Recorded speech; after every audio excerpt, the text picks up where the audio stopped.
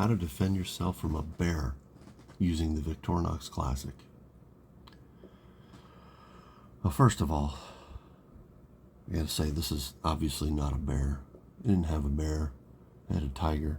This technique might actually work with a tiger, but I don't think it's ever been tested, so just be careful.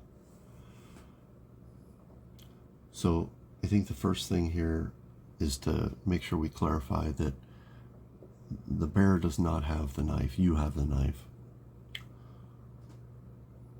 That would be silly if the bear had the knife. So anyway, with the bear coming right at you, what you want to do is take your Victorinox Classic. Don't bother to open up any of these blades. You don't need any of this for this technique.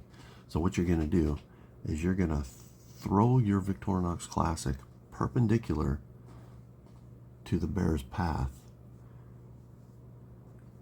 and you're going to run the opposite direction. And what's going to happen is the bear is going to pursue that Victorinox Classic, because if you've ever heard the story, what the bear is actually after are the tweezers on your Victorinox Classic so that it can remove a splinter. So if you just run the other way, you'll be way out of his range by the time he gets that splinter out. So there you go, guys.